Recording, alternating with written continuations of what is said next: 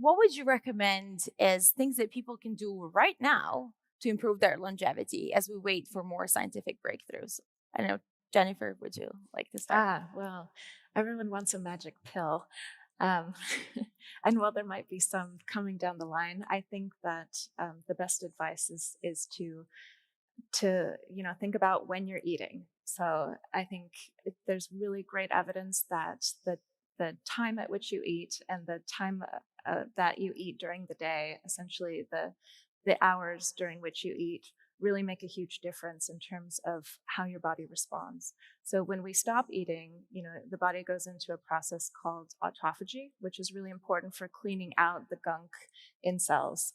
And this only happens many hours after you've stopped eating. And so essentially compressing down the time when you're actually consuming food makes an incredible difference in terms of your metabolic function. And so that's a very simple thing that people can do. It doesn't require any sort of pills. It doesn't require any sort of intervention. It's simply a behavioral thing. And I'm not suggesting to even change what you're eating, just to change when you're eating Well, I completely agree. And like there's studies to show that even kills senescent cells in the liver, improves blood sugar. So if we can stick to 8 to 10, should see some results. Eric, what would you say? Um, so I'd like to make a couple of points before talking about specific recommendations. it. One is the realization that 93% of your lifespan and your health span, the healthy years that you can expect to live, are determined by your lifestyle. Only about 7% from genetic factors that you've inherited from your parents. I think this has really incredibly important implications in terms of the fact that your health is in your hands. It's not and there's no fatalistic approaches to health. It is in your hand. The second aspect is that we live through an epidemic of chronic diseases right now in the elderly. You're familiar with all of these diseases: heart disease, cardiovascular disease, heart attack, stroke, cancer, neurodegeneration, Parkinson's disease, Alzheimer's, macular degeneration, and the list goes on and on. All of these diseases' main risk factor is aging. Now, if we target the aging pathways, we target all of these diseases together, and you can actually suppress or compress the number of years that you can expect to be sick in your life. So that being said, so what should you do? I, I, I realize that we are at a conference of investors, and I would like for all of you to look at your health the same way you look at as your portfolio. And I think I would be probably not incorrect by saying that most people actually invest a lot of time and resources in managing their financial resources and very little in terms of their health. So I've been thinking about what are the lessons that we can learn from the financial world in terms of managing your health. And many of the rules are actually the same. The first is you should be surrounding yourself by the very best talent in terms of advising you. And I hate to say this, but I think traditional medicine is not really about prevention. So I would look for alternatives. And the Buck Institute, where Jennifer and I are working, is actually hopes to be in the future one of these sources of information. So get information from the best. Start early and go for the long term. There's no quick gains, so be aware of fads, be aware of people who promise you too much. So health is a process that you build throughout your life and eventually reap the return at the end. I think this would be my advice.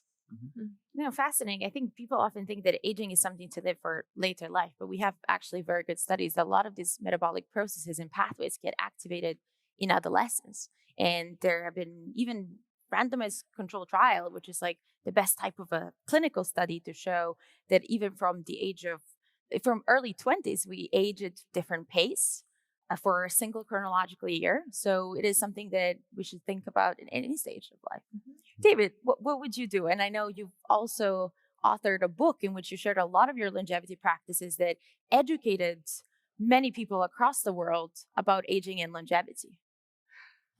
What would I do, or what do I do?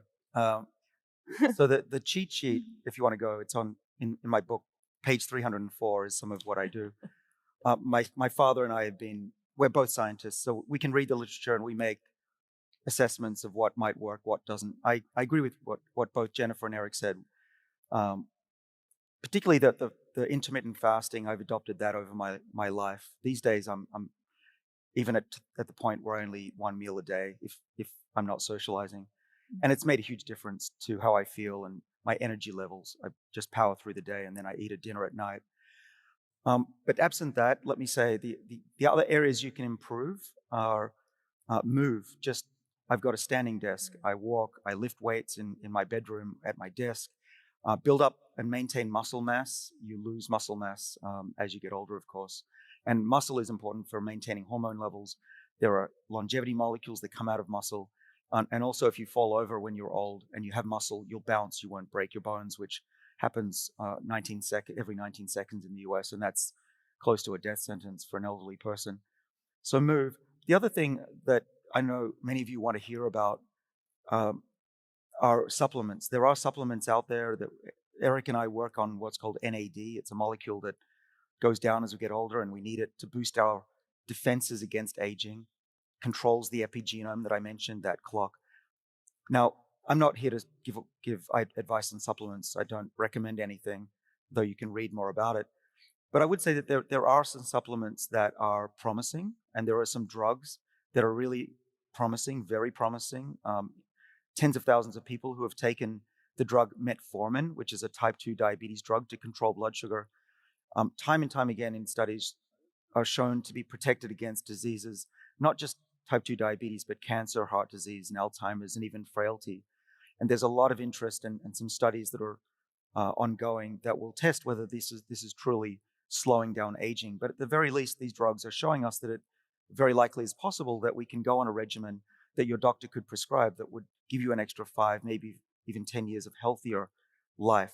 Besides that, if you just do what your doctor says, eat well, eat less, don't smoke, don't overdrink, get good rest, get friends, don't stress, that gives you 15 years of extra life compared to someone who doesn't do those things. It's easy, we just don't do them. Fascinating. And any extra supplements that you personally take? Any supplement? Well, I'm on record, so I'll tell you. So resveratrol is the red wine molecule, 2003. I've been taking it ever since. I'm now, for the last 15 years, I think I've been taking that. There's an NAD booster, which Eric and I have worked on. You can read about it. By the way, if you see my face on supplement websites, I don't endorse or sell supplements. It's people using my name without my permission. But I do believe that NAD levels are important for longevity. And I also take metformin. And so I don't regret that. Biologically, I've measured my biochemistry every few months, a company called Inside Tracker, who I consult for. And my calculated, let's call it estimated biological age based on those biomarkers has been going down steadily over 10 years. So I monitor things. And to Eric's point, you can't control or optimize what you don't measure. So we do need to measure things just the way we do with the markets. And the idea of going to the doctor once a year seems medieval to me. We should be measuring our bodies 1,000 times a second, which I can do with a biomonitor, and that's coming too. Fascinating. Yes. Know your numbers.